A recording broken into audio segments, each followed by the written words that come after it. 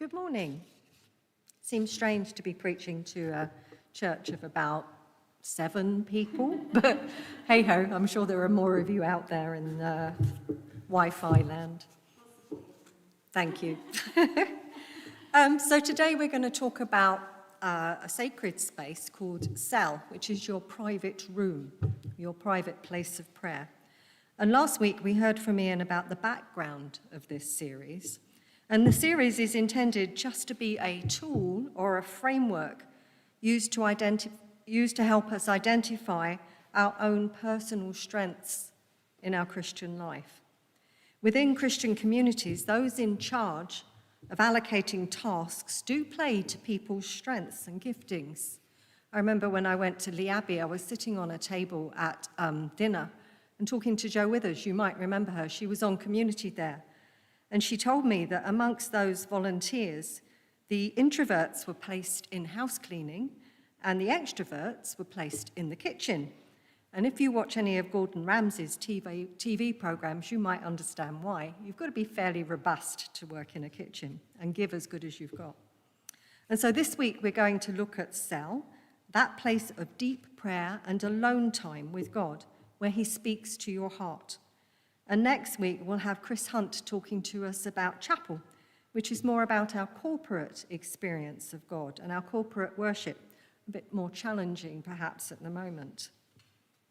So some background. Monastic communities were very aware of the importance of cell, that private place where you meet God without agenda, try to match your heartbeat to his.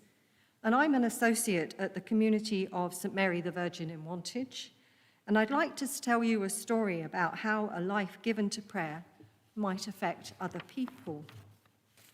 I was once travelling to Wantage to take part in a quiet day with the associates, and it was before I became an associate there, and with the associates and the sisters. And I arrived a few minutes late because of some roadworks on the A34. And I was shown by the receptionist to the corridor outside the chapel where the Eucharist had just started. She was hesitant to show me in case I disturbed the flow of the liturgy. And I, with my free church, fresh expression, evangelical experiences, had felt it would not be a problem. I'd sneak in quietly and just be at the back.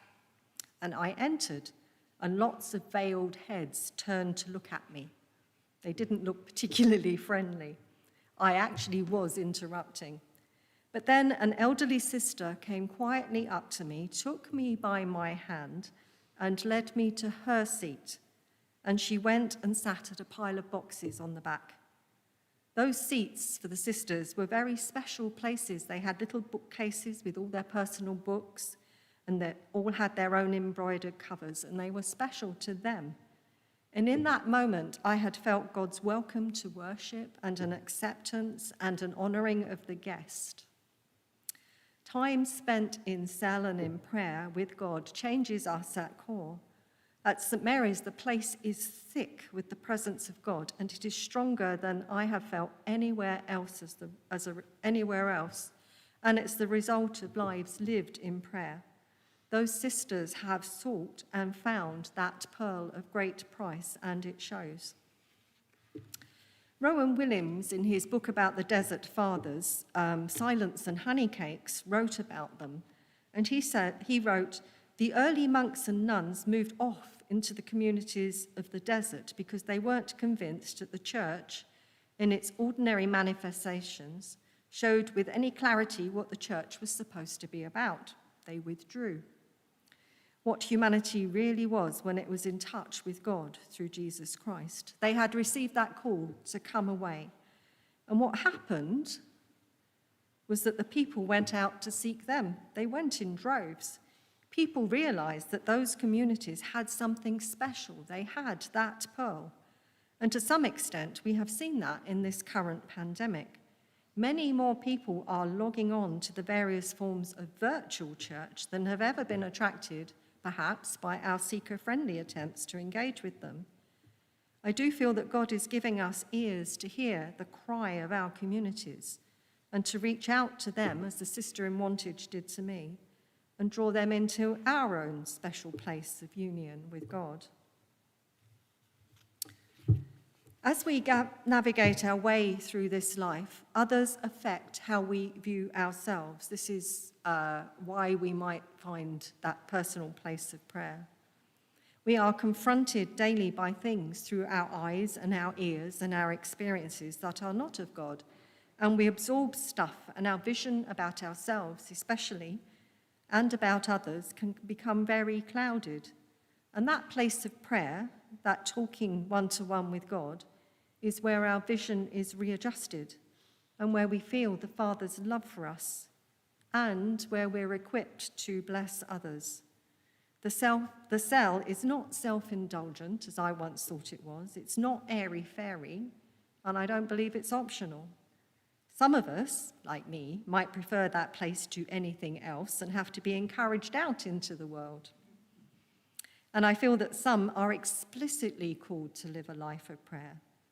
But that place of one-to-one encounter with God is what enables us to both grow and flourish, and more importantly, produce fruit for others. There should always be fruit.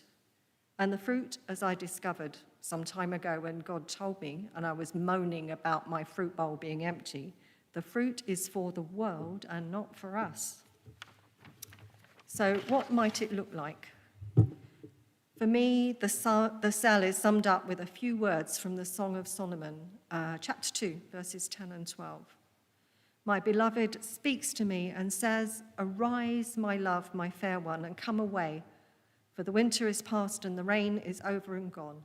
The flowers appear on the earth, the time for singing has come, and the voice of the turtle dove is heard in our land." Have you ever felt that call to spend some time in deep prayer, or to attend a retreat or a quiet day, or to revisit some event in your past, or to review in prayer something you struggle with? These are the calls of the beloved. It might be uncomfortable to face certain things, but there is always grace to do that. And sometimes, too, God will draw us alongside those who are waypointers and those who have traveled that path themselves and who perhaps can provide some wisdom for the journey. And sometimes, too, we are waypointers for each other. So how might we do that praying one-to-one close to God? We are all unique in our personality and in the way we pray. And I was very fortunate in finding a spiritual director a few years back who opened up for me a variety of ways to pray. And my spirit soared when I realized that there was just so many ways open. There can be painting, which sometimes opens up things deep within yourself. Poetry, I use that a lot. I'm not particularly gifted, but it tends to speak to me. Silence, Lectio, Divina. Centering prayer. I struggle with that one, but it's very relevant for a lot of people. And speaking in tongues, and Pastor Emmanuel is the absolute proponent for speaking on tongues as a way to reach heaven. Doesn't always speak to me, but hey, we're all different and everything is relevant.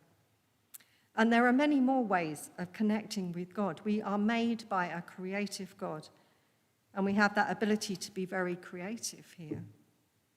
What is important is making time to listen to God, and how you work that out is between yourselves.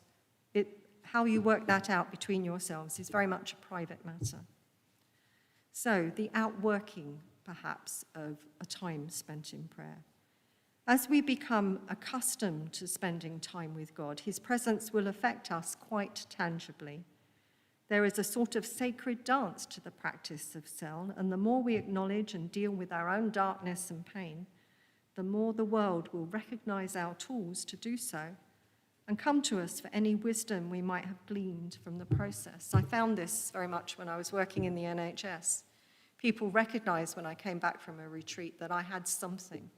And they were very, very curious about why I went and what happened there and what I had learned. With this series, each space is vital to our spiritual health. But by nature of our personality, some spaces will be easier for us to inhabit. We are called to live alongside each other in community and support each other. And we are called to demonstrate community and the love of God to those who have not yet experienced it. The scripture given for today's reading is from Luke 11, and Wildsmith expounded that really rather well. And I'm not going to unwrap the whole Lord's Prayer thing for you, but I'm going to refer to the "suppose you have a friend" passage. We who are rich in relationship with God should be sharing our bread with the hungry. It's very easy for me, especially, to just lock myself away and enjoy what we have, but our friends and neighbours and workmates really are hungry at the moment.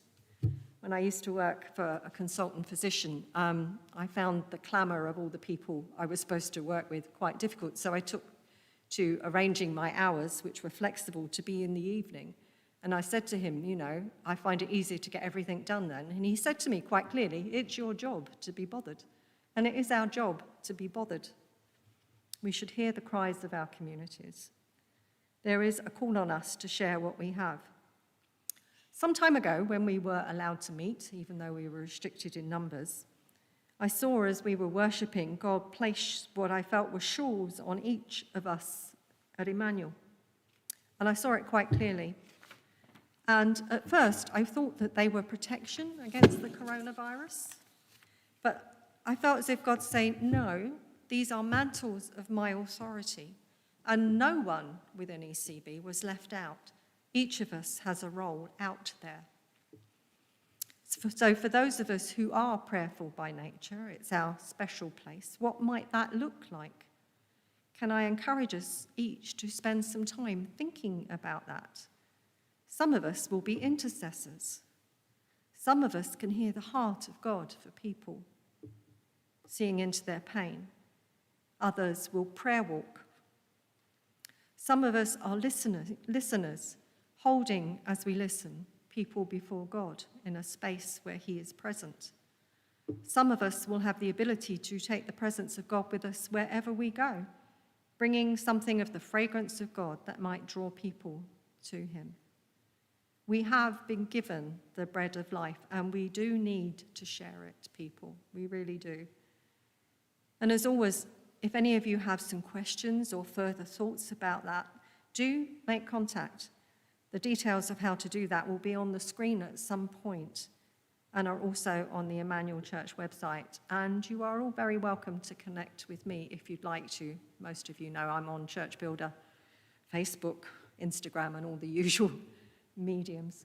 So may I leave that with you. Don't be frightened to spend time with God, and don't be frightened to share what you learn with others. Thank you.